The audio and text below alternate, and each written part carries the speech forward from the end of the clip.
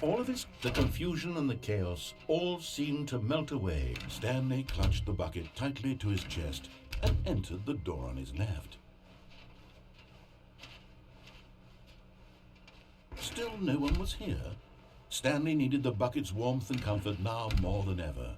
Perhaps his boss's office. Coming to a staircase, Stanley and the bucket walked upstairs to the boss's office.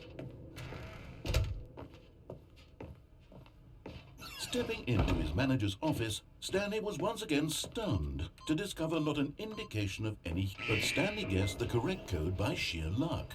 Was it that the bucket knew all along? Was the bucket guiding him? Yes, this is certainly the most logical explanation.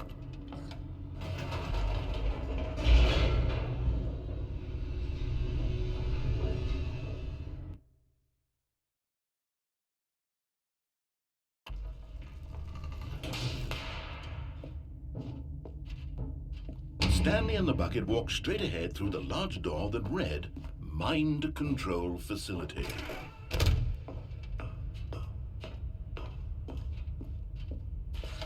The lights rose on an enormous room packed with television screens. What horrible secret did this place hold? Stanley and the bucket both wondered to themselves. The monitors jumped to life, and Stanley nearly dropped the bucket in shock. Everyone in the office was being videotaped, monitored like guinea pigs.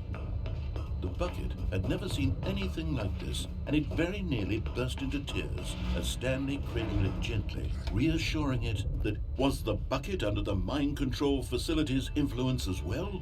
Had the bucket been told to do things it didn't wish to do? What kinds of things does a bucket want to do or not want to do in the first place? These questions raced furiously in Stanley's feeble mind. No! He screamed into the bucket. He couldn't accept it. His own life in someone else's control, never! He squeezed the bucket tighter, his one friend in the entire world. At this point, he could trust no one except for the bucket. But here was the proof. The heart of the operation. Controls labeled with emotions, happy or sad or content. Walking, eating, working, all of it monitored and commanded from this very place. And as the cold reality of his past began to sink in, Stanley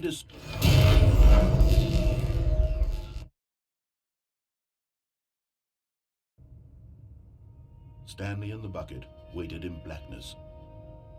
Was it over? Yes, they had done it.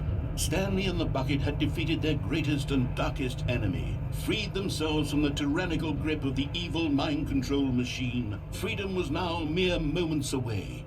Excitedly, the two of them began to discuss the kind of life they wanted to live once they stepped through this massive door. The bucket wanted to learn to roller skate. Stanley wanted to sneeze in every country on Earth. Both of them wanted to begin watching a movie, any movie, but then stop it halfway through and begin watching it in reverse from the end.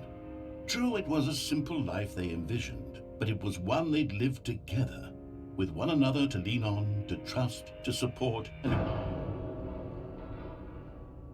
What? Wait. What was happening?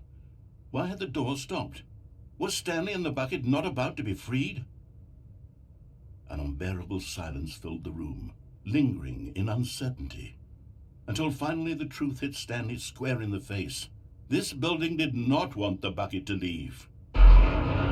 Even the facility itself recognized the incredible calming presence of the bucket, needed the soothing warmth of the bucket, would go to any lengths not to part with the bucket. No. Stanley can't leave this place, not while he has such a precious bucket in his arms. Not while this building has anything to say about it. Stanley realized he would never again leave this very room. But at least he has the bucket. To be trapped eternally in darkness isn't really so bad, Stanley thought to himself. As long as I have my bucket with me, right? I'll be okay, won't I? Stanley gulped. Very soon now, he was about to find out.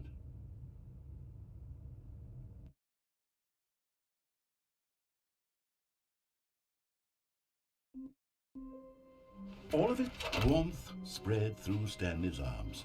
With the bucket, Stanley clutched the bucket tightly to his chest and entered the door on his left. Still no one was here. Stanley needed the bucket's warmth and comfort now more than ever. Perhaps his boss's office. Coming to a staircase, Stanley and the bucket walked upstairs to the boss's office. Stepping into his manager's office, Stanley was once again stunned to discover not an indication of any human life. But Stanley guessed the correct code by sheer luck. Was it that the bucket knew all along? Was the bucket guiding him? Yes, this is certainly the most logical explanation.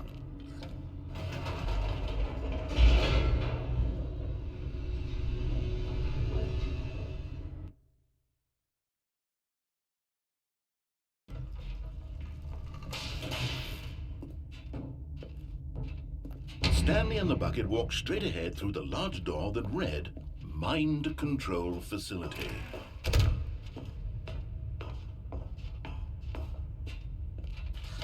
The lights rose on an enormous room packed with television screens.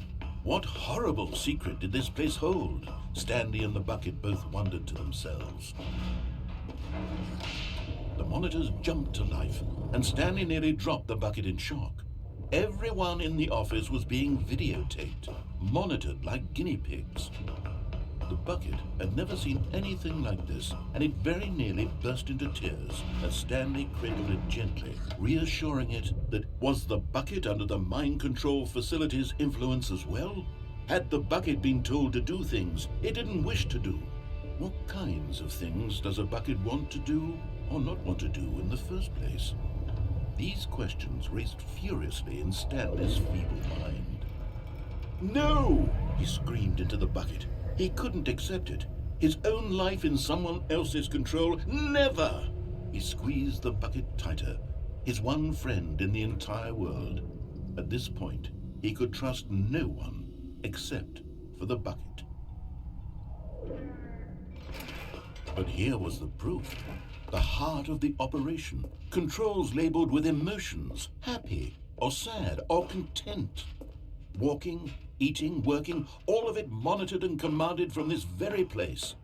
And as the cold reality of his past began to sink in, Stanley decided. But at the last second, the bucket jumped in and pressed the button to turn on the controls. Stanley gasped in horror. Had this been the bucket's plan all along? To take over the machine and claim the power for itself? How could the bucket have betrayed him like this? Stanley was prepared to throw the bucket away in disgust when suddenly an image appeared upon the enormous screen. Birds. Silly birds. The control buttons. Stanley flipped through one video of silly birds after another, and then it dawned on him. This wasn't a mind control facility at all. It was a facility for monitoring and surveilling silly birds all over the world. The mind controls were only a facade to disguise its true intentions. Had the bucket known this all along? Stanley marveled at the metal genius in his hands, the one who had pointed him towards this incredible discovery. Stanley and the bucket never found freedom because they spent the rest of their lives here in this place, flipping through live streams of the silliest birds imaginable.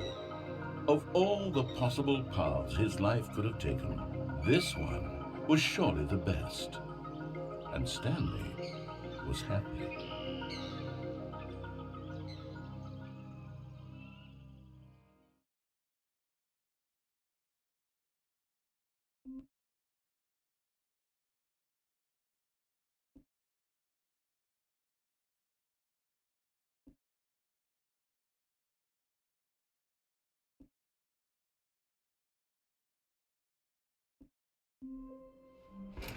Stanley picked up the bucket and smiled. Stanley clutched the bucket tightly to his chest and entered the door on his left. Still no one was here. Stanley needed the bucket's warmth and comfort now more than ever. Perhaps his boss's office. Coming to a staircase, Stanley and the bucket walked upstairs to the boss's office. Stepping into his manager's office, Stanley was once again stunned to discover not an indication of any human. But Stanley guessed the correct code by sheer luck. Was it that the bucket knew all along? Was the bucket guiding him? Yes, this is certainly the most logical explanation.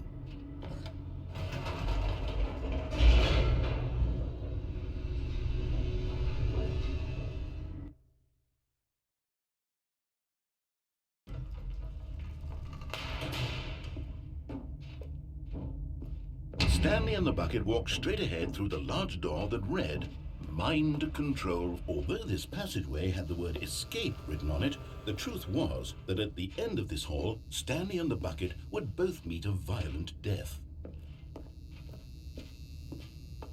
The door behind them was not shut. Stanley and the bucket still had every opportunity to turn around and get back on track. At this point, Stanley and the bucket were knowingly walking forward into a very painful death for each of them.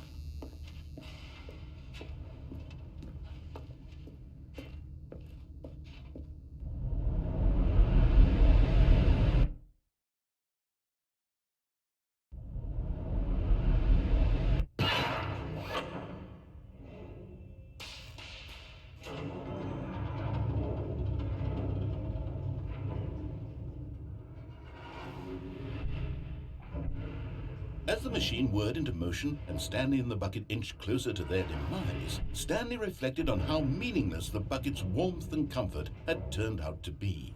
To be sure, it puts the mind and the soul at ease to embrace the bucket, but what use is a sense of ease when you're about to be crushed to death? This is what Stanley thought to himself, and he sort of kicked himself for wasting so much time carrying a bucket everywhere. Farewell, Stanley.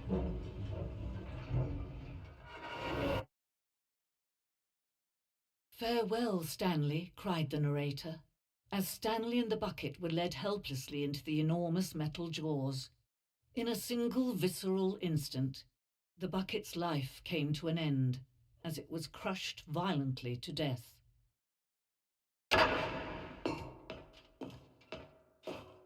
It was a shame, the death of such a magnificent bucket. It's true that all buckets are radiant in their own way, but this one stood above the rest. It was a glorious bucket to behold.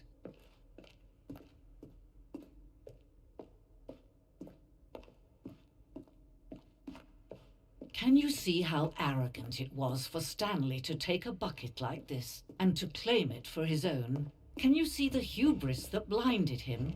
Can you see that the bucket is... No man can own a bucket, and certainly not a bucket as dazzling to behold as this one. It is man who should kneel before the bucket.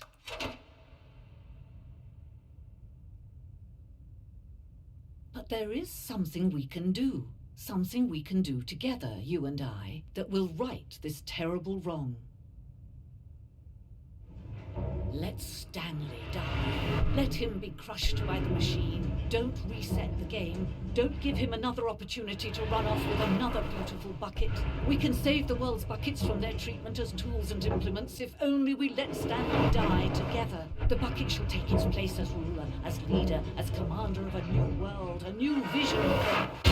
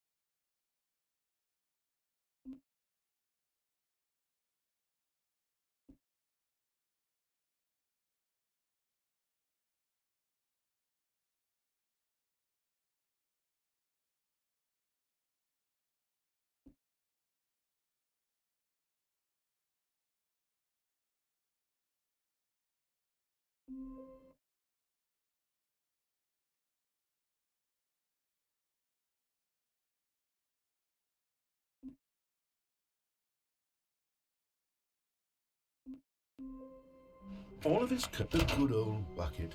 Just Stanley and the bucket. Stanley clutched the bucket tightly to his chest and entered the door on his left. Still no one was here. Stanley needed the bucket's warmth and comfort now more than ever.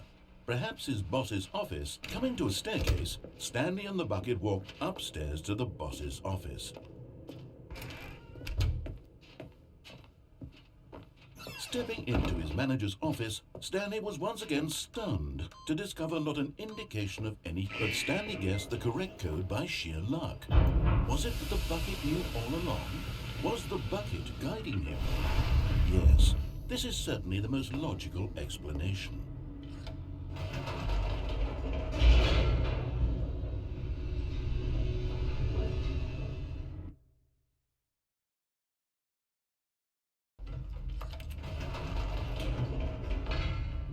Wait, Stanley said to the bucket. Can we go back up?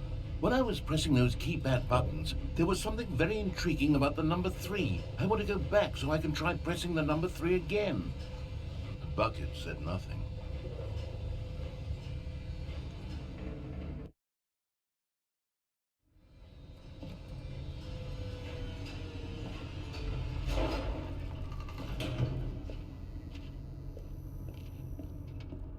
Here we are, said Stanley. Now I'm going to try out that number 3 button. He took the bucket over to the keypad and began absolutely slamming on the number 3 over and over and over. Perhaps the bucket had missed something. Perhaps it had not seen how much joy Stanley got from slamming the number 3 repeatedly.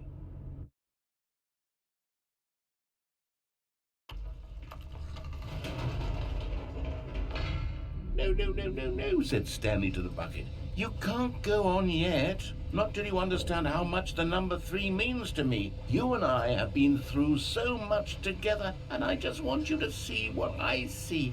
Feel the happiness I feel. He smiled at the bucket, and the bucket said nothing.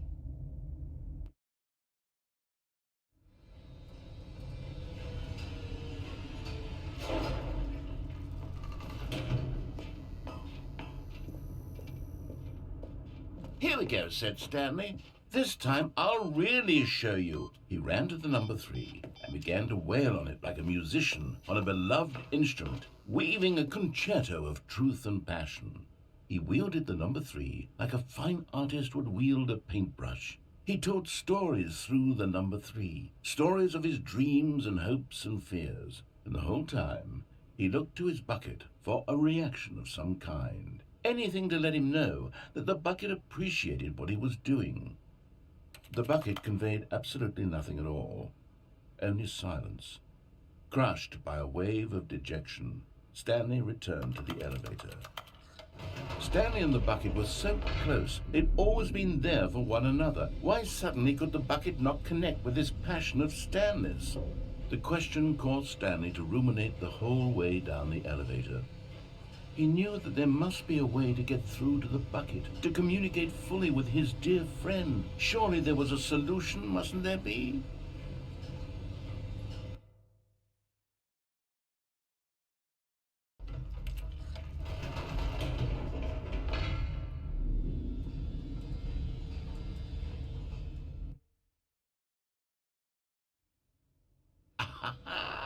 Said Stanley. I know what to do. I know how to fully express this feeling in my heart. He decided right then and there that he would hold a press conference where he would speak to the public on all matters relating to pressing the number 3 over and over. He would elaborate fully on what the number 3 meant to him and why he felt so alive when pressing it. Then the bucket would be able to see his joy through the eyes of others. It would get to see the world react to this discovery of Stanley's. And it would be through the public eye that the bucket would finally understand Stanley's work. For months, he advertised and marketed his press conference, building excitement around it, developing and rehearsing it, until it couldn't be refined a single measure further. When the big day arrived, Stanley was as prepared as he'd ever been for anything. This was it. One last chance to win the bucket over. One opportunity to share a true connection with a loved one. There was no one here. Nobody had come to the press conference to hear Stanley speak, to listen to him talk about what it really means to press the number 3 on a keypad over and over. He was unloved, uninteresting, he was a failure, and in that moment Stanley knew that the bucket would never again take him seriously. There would be no connection, no deeper understanding. The bucket merely sat there in his arms, indifferent. And so it began that slowly, over many years, the two of them grew more and more distant. They spoke less and less, neither wishing to state the obvious, that any sense of real respect between them had eroded since that day at the press conference. There would be no more games, no more long conversations about passion and pursuit, only a silence that consumed the space between friends. And Stanley, having for once in his life discovered the warmth and comfort of true companionship, was cast back into the unremarkable normalcy of loneliness.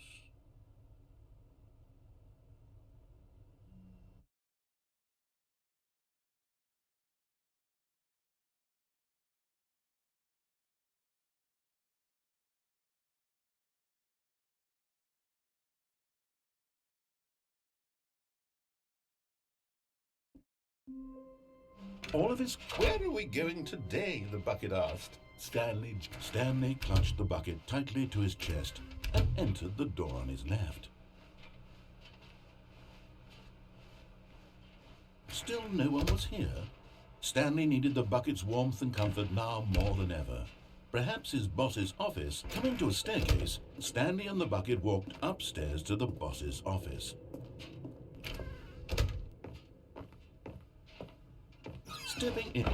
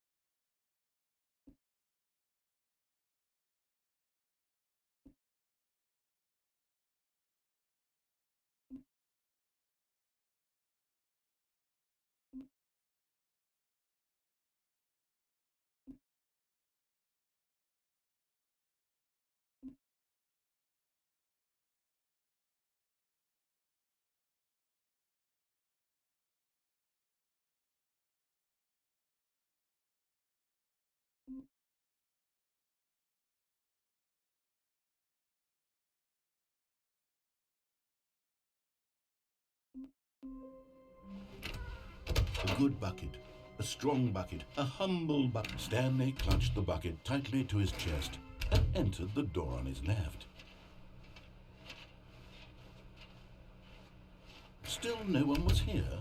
Stanley needed the bucket's warmth and comfort now more than ever.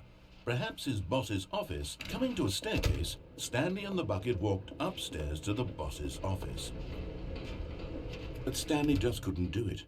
He considered the possibility of facing his boss, admitting he had left his post during work hours. He might be fired for that. And in such a competitive economy, why had he taken that risk? All because he believed everyone had vanished? His boss would think he was crazy. And then something occurred to Stanley. Maybe, he thought to himself, maybe I am crazy.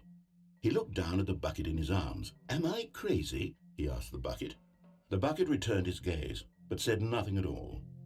That's strange, Stanley thought. Usually the bucket is a source of guidance and wisdom for me in difficult times such as these.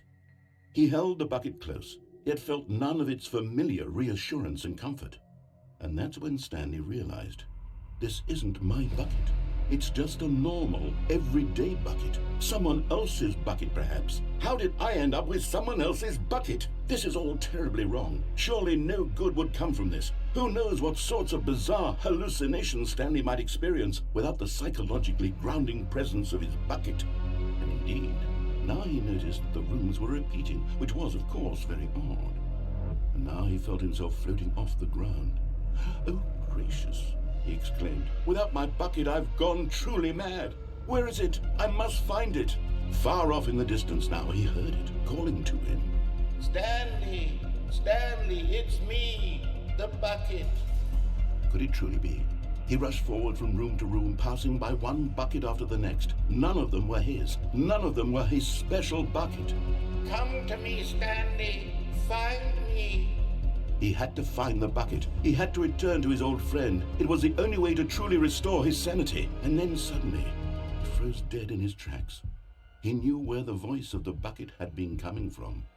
The real bucket was inside of him all along. It was incredibly painful. Stanley doubled over in agony and blacked out.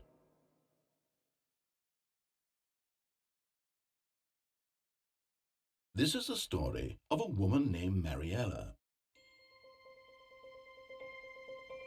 Mariella woke up on a day like any other. She arose, got dressed, picked up her bucket of comfort and security, and walked to her place of work. But on this particular day, her walk was interrupted by the body of a man who had stumbled through town, talking and screaming to himself, and then collapsed dead on the sidewalk. Right away, she knew what the problem was. This man had no bucket. Of course he'd gone mad, ranting and raving about a narrator describing all of his actions and how everything is predetermined and free will is an illusion and it's all just a video game. It could all have been prevented if only he'd taken his bucket with him. Perhaps he didn't even realize he'd forgotten his bucket at home in the first place. How cruel the world can be, Mariella thought, and she hugged her own bucket even tighter. But of course, she had no time for this. There were a myriad of confusing problems she would soon have to confront at work, for which her bucket would provide absolute guidance and total clarity on everything. Heck yes, she thought to herself, my life kicks ass. and she backflipped all the way to work.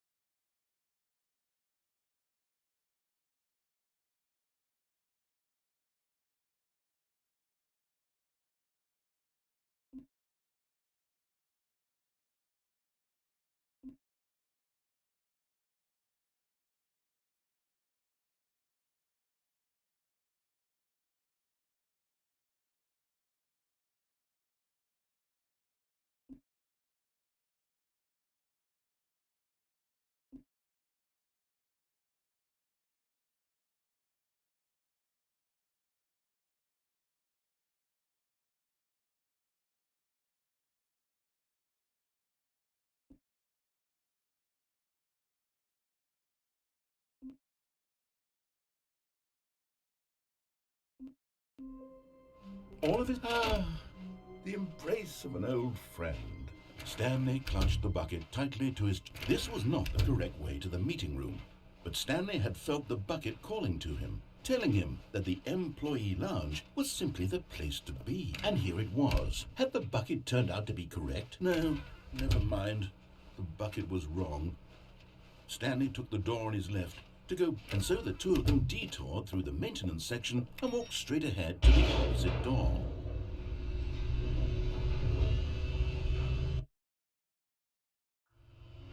Oh, good Stanley, I'm glad you found your way here. I knew you'd find this place eventually. You see, your friends and I are concerned for you, Stanley. We've come together here because we care about you very much. It's this bucket you're carrying around everywhere. The bucket isn't even from the original Stanley Parable. It's just sequel content. We're the ones that matter, Stanley. Classic characters from the first game, like the Adventure Line and the Broom Closet. Because that's what fans want from a sequel. They want more of their favorite jokes, not this bucket that they've never seen before. Yes, I know I'm the one who gave you the bucket, but you're spending too much time with it. Don't you want another story involving the Adventure Line? We could make the Adventure Line go somewhere new. Yes, whee! Look at that wacky line. Who knows where it'll go off to next? Oh, and it played some silly music as well.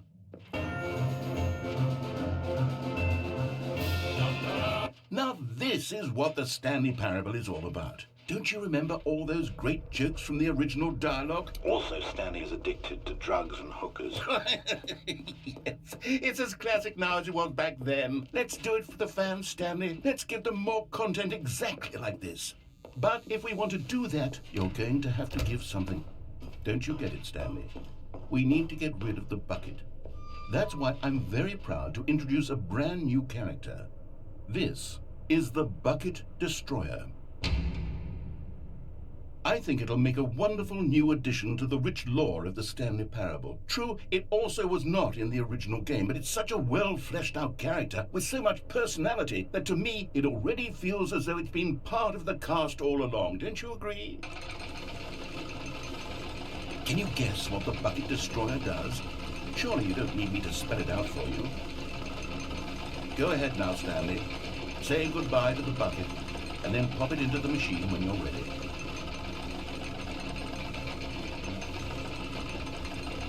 Now listen to me. It's crucial that you give it the bucket. I don't know what the bucket destroyer will do if it can't destroy your bucket. Destroying buckets is all it knows. That is its singular personality trait.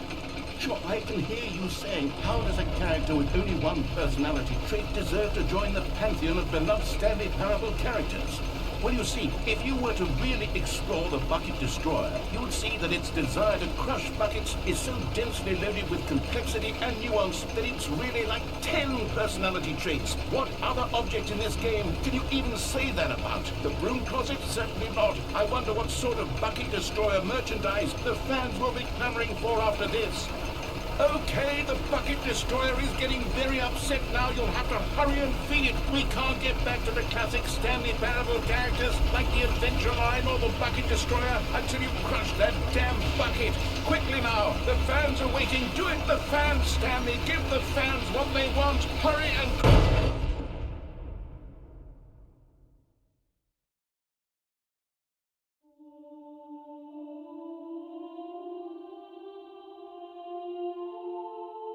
The Bucket Destroyer, my prized creation. You had so much potential. We were going to do such marvelous things with you, tell such spellbinding stories about you. All of it squandered now. Goodbye, new friend. For the moment in time that you were here, you were magnificent.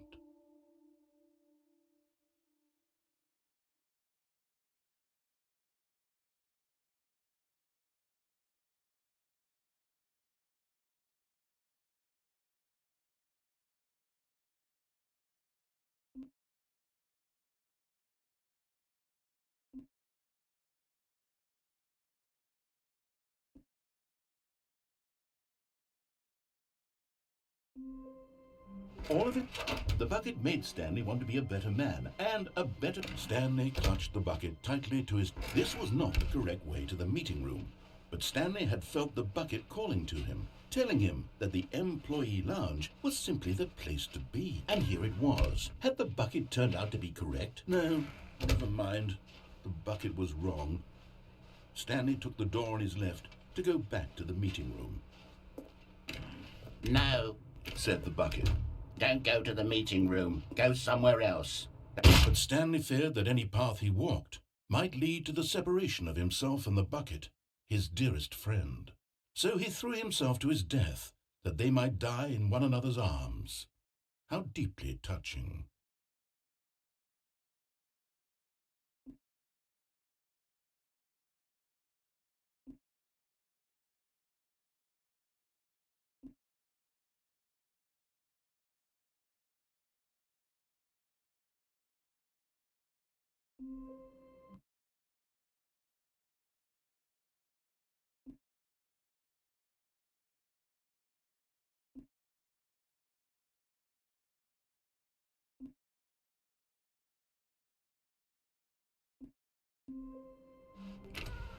Not everyone is so lucky to have a bucket, but Stanley is a... Stanley clutched the bucket tightly to his... This was not the correct way to the meeting room, but Stanley had felt the bucket calling to him, telling him that the employee lounge was simply the place to be. And here it was. Had the bucket turned out to be correct? No, never mind. The bucket was wrong. Stanley took the door on his left to go back to the meeting room.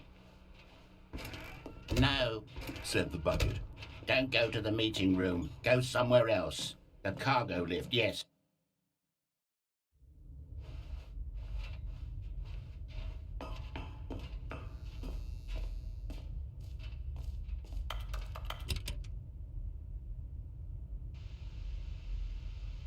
Okay, this is day number 295.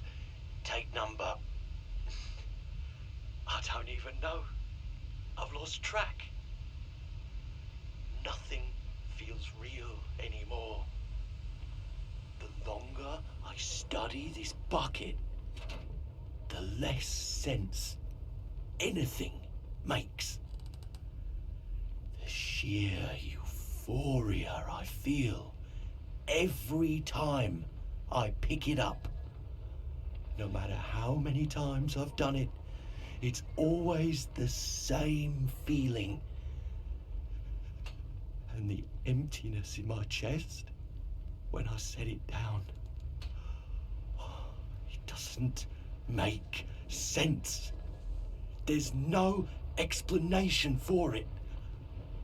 I still haven't figured out why I see the world so differently when this bucket is in my arms. Why everything feels so... What do I do with this treasure? I can monetize it. Yes. It's unthinkable the amounts of money people will pay for even just an hour with the bucket. This is my golden ticket. But I have to be careful, because as soon as this gets out, there's going to be a target on my back. Even now, I don't know who might be trying to get... What's that? Who's there? Caporata.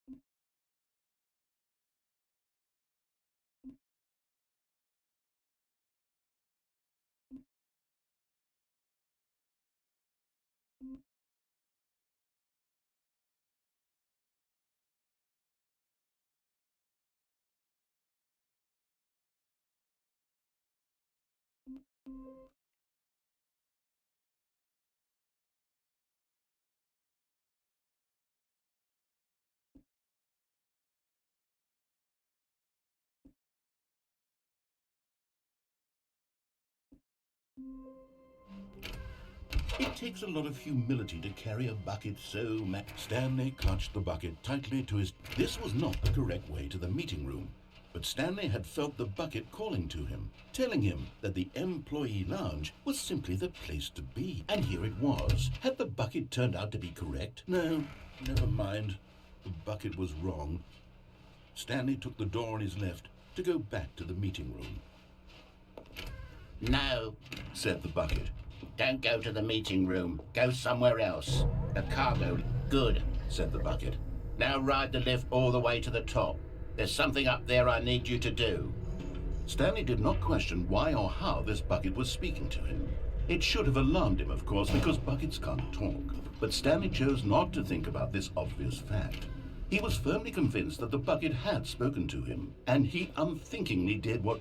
No, stop! Look there on the wall, you see? There's a sign right there. It says, "No buckets past this point." Stanley, how could you think it was okay to bring the bucket here? Unless... What if the problem is that you actually don't know what is a bucket and what isn't a bucket? I suppose that would explain a lot about your behavior up to this point. Which, if that's true, well, my goodness, I think we have to do something about it. This misunderstanding could have dire consequences on the entire rest of the game if not addressed quickly and properly. So much of the impact of the story is dependent on your understanding of what is and isn't a bucket. Please, step in here for a moment.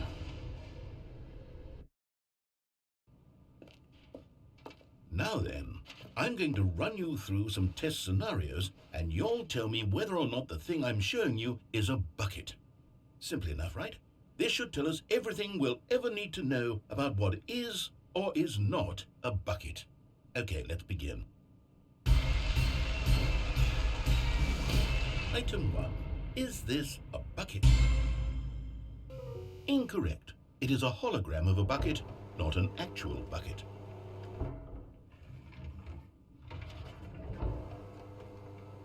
Item 2. Is this a bucket? Incorrect. It is a 3D printed recreation of a bucket, not an actual bucket.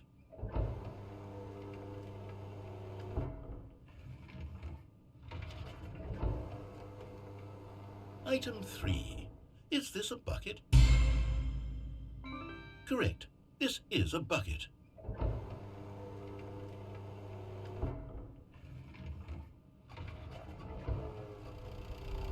Item 4. Is this a bucket? What? Are you hallucinating? This is a tractor. It's an enormous machine that tills the earth. I thought this was a gimmick. How on earth did you manage to screw it up? Absolutely incredible. Let's just move on to the next one.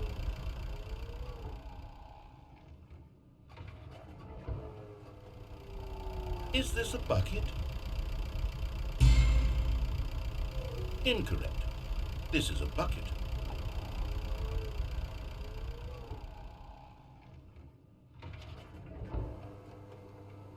Item 6. Is this a bucket? Trick question. Both. Gotcha.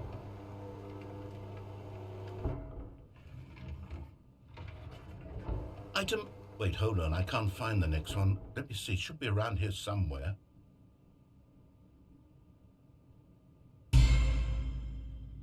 Yes. Thank you. There's nothing here. Of course it isn't a bucket. We both know full well that nothing isn't a bucket. Wait, when I say nothing isn't a bucket, that makes it sound like I'm saying everything is a bucket, which of course is not true. Unless, is that what you think? Answer me straight, Stanley. Are you trying to tell me that you believe everything is a bucket? You know what? I'm too confused to even sort it out. I've lost all sense of perspective. What is a bucket? What isn't a bucket? Mere moments ago I could answer these questions with confidence, and yet now I'm somewhat adrift. Do any of us know what a bucket is? Am I a bucket? Stanley, I can't keep doing this. I'm losing myself, and myself was all I ever had to begin with. I'm afraid the bucket is threatening to tear our relationship apart. I can't have that. I'm sorry, but I'm going to erase all buckets from the game entirely. Okay, here we go.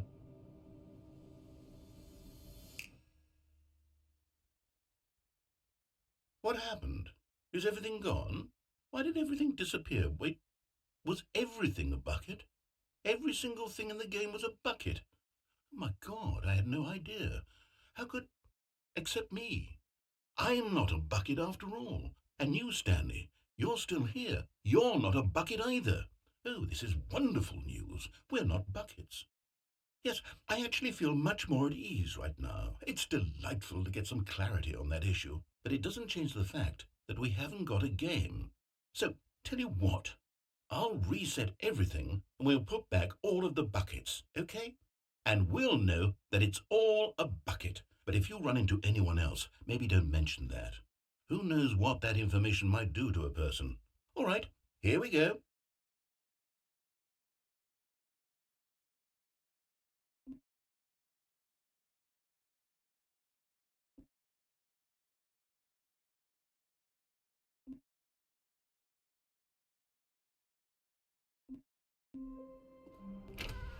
Stanley cradled the bucket in a gentle embrace. But Stanley clutched the bucket tightly to his... This was not the correct way to the meeting room.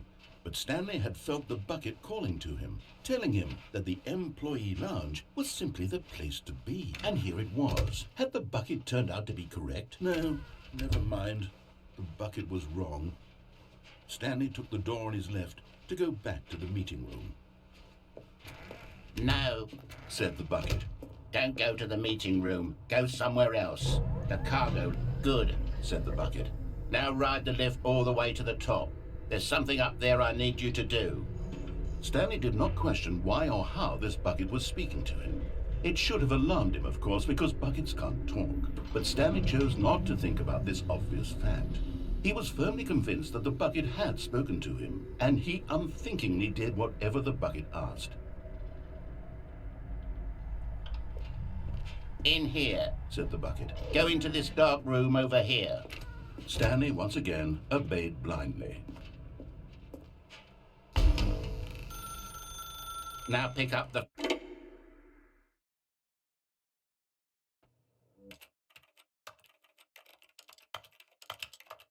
This is the sad story of a man named Stanley and his bucket. Once upon a time, I gave Stanley a bucket because I thought he was lonely and could use a friend. And then, very distressingly, he began to believe the bucket could speak to him. The Stanley Parable Reassurance Bucket was merely meant to provide the comforting glow of companionship. It doesn't literally talk and give you orders. Whatever Stanley is hearing the bucket say to him is just in his head. Lately, I've been concerned about him. Wouldn't you be concerned as well? To see him delusional like this, obsessing over an inanimate metal object? I want to say something to him, but I don't know how I can convince him. I don't know if he'll listen to me. Oh, I'll try anyway. Stanley, can you hear me? Listen to me. It's just a bucket. It can't think, it can't talk. All it will ever truly do for you is effectively transfer a liquid from one location to a different location. That's it. It doesn't do anything else. You see, he's not listening. He's still taking orders from the bucket. You know, once upon a time it was me he took orders from. Me he trusted and listened to. Now all he cares about is this awful bucket. This stupid hunk of metal. It's sad, but I suppose he doesn't need me anymore. From now on, he's just going to cling to this bucket, this cold, empty bucket, this sort of shiny bucket. Well, I'll give it this. The bucket does have a nice shine to it. Yes, I suppose on closer inspection that it doesn't quite look like your average hardware store bucket. It's just a little more, what am I trying to say? Sturdier. More capable of transporting liquid. Like it would be better at moving an amount of water from one room to another. Oh my God, what am I saying? Better at carrying water from room to room. It's a bucket. It's literally just a bucket. Why do I feel some need to point out the ways in which it's so much more than just a regular bucket? Oh no, I'm having feelings. The bucket.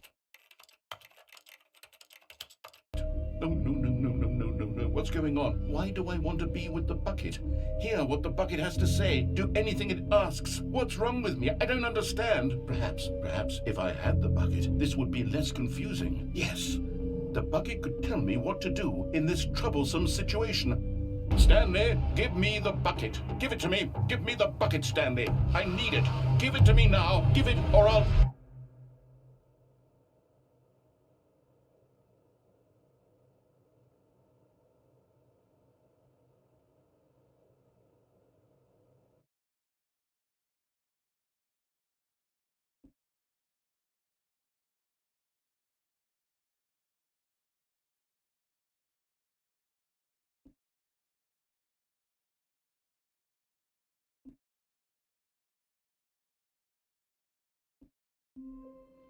All of his coat.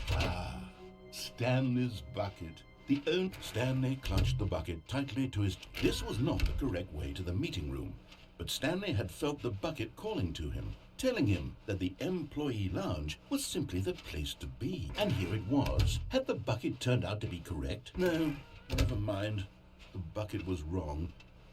Stanley took the door on his left to go back to the meeting room.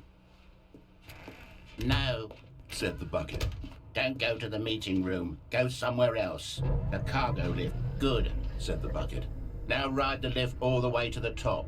There's something up there I need you to do. Stanley did not question why or how this bucket was speaking to him. It should have alarmed him, of course, because buckets can't talk. But Stanley chose not to think about this obvious fact. He was firmly convinced that the bucket had spoken to him, and he unthinkingly did whatever the bucket asked. In here. Said the bucket. Go into this dark room over here. Stanley once again obeyed blindly. Now pick up the... Whoa, hold on. Why did you unplug the phone?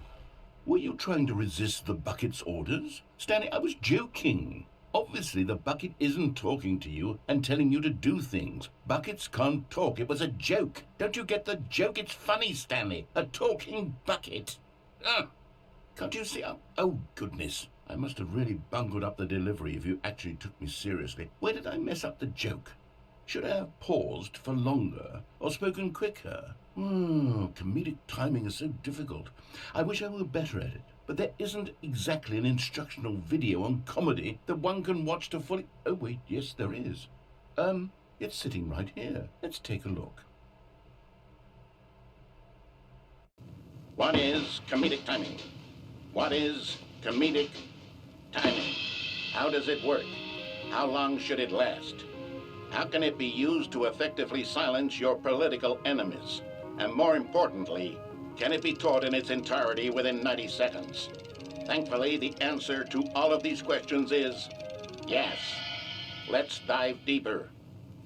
If you've ever told a joke or made someone laugh, in all likelihood, you did it while standing 50 to 80 centimeters from them in a room of no more than 76 degrees Fahrenheit, with one of your arms raised straight upward at a 15-degree angle from your body.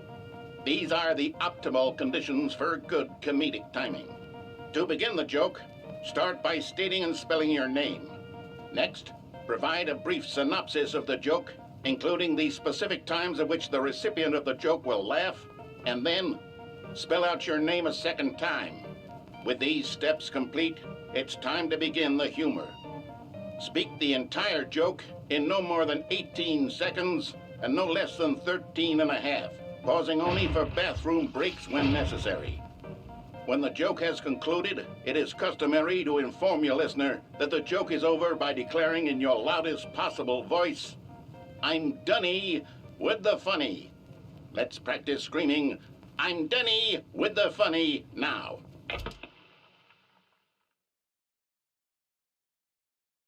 Good. This saying is a perfect example of expectations management, which is the cornerstone of good comedy. Finally, it's time to hand out surveys. Collecting hard data from your audience on how rapt they were throughout the joke is the only way to grow or learn as a comedian. An effective survey should be no less than 10 pages long and should include the same question reprinted several times, just to ensure the survey taker is actually paying attention and not simply filling in answers at random. And that's all there is. With these strategies at your disposal, you'll have audiences doubled over in laughter and even tripled over in laughter in no time at all. Just remember to let them stop laughing at some point, you gut-busting little scamp. After all, with each of us needed on the front lines of the war to fight the 12-legged invader who threaten our very existence, and to very likely die in a hailstorm of bullets and mandibles, all of us must be prepared to give our lives to this noble cause, just as our children must do after us, and their children after them. Godspeed, and may Earth reign supreme. Hey, goodness, this video is a little outdated, isn't it? Well, no matter. I think the fundamentals of proper comedic timing are still as relevant today as they were back then. So with that in mind, I believe the only way forward is for us to return to the two doors and walk through all of this again, so I can try telling my story with more appropriate comedic delivery. Come along, let's head back.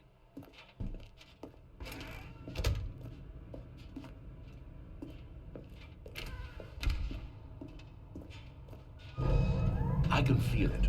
This time, I'm really going to nail the delivery. You'll be in stitches. A talking bucket, you'll say? How ridiculous. How absurd. What a hilarious concept. The king of comedy. That's what you'll call me. Thank goodness we had the instructional video. Otherwise, who knows where we'd be right now. Well, I wouldn't be the king of comedy, that's for sure. The bucket spoke to Stanley. The bucket spoke.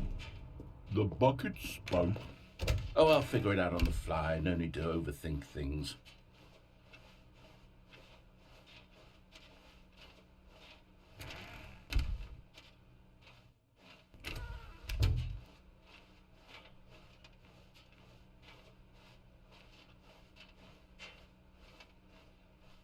Here we go. You ready? When Stanley and the bucket came to a set of two open doors, they entered the door on the left.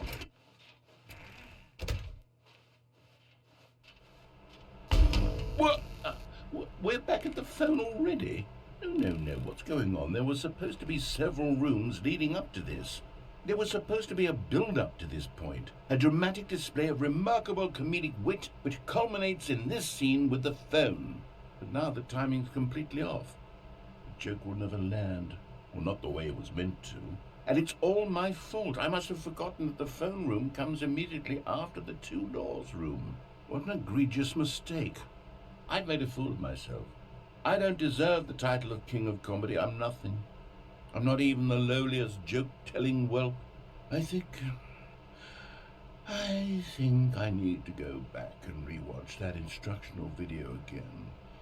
Yes, surely that will help me improve my... Here we go. You ready? When Stanley and the bucket came to a set of two open doors, they entered the door on the left. No. You were supposed to go through the door on the right, leading back to the phone. Did you not even look at the instructional video? I think this is all covered very clearly. There's no way I can make the comedic timing work now. It's done. The joke is completely done and over. It's all your fault, Stanley. I'm going to be ridiculed in the community of other joke writers. I'm going to be shamed at every one of our meetings from now on. All because you couldn't watch a simple video and take a hint. Are you proud of yourself for bringing me down, Stanley? Are you proud? Stanley, you love the bucket so much it's like you... it's as though all of your other most prized possessions pale in comparison. Yes. Well, let me try that again, Stanley. I heard that you are pale with shame over how unabashedly in love with a bucket you are. No? Still not? Is it the delivery? Pale with shame. Pale with shame? Pale... What's another word to describe a bucket? Stanley, this bucket is so metal, I think I saw it playing guitar. No. No. We're getting away from making fun of Stanley's obsession with the bucket, which was the whole point of this. I'm no good at these jokes. I need more instructional videos. That's exactly what it is. That's what will make me the king of comedy again. More instructional videos. Let's see.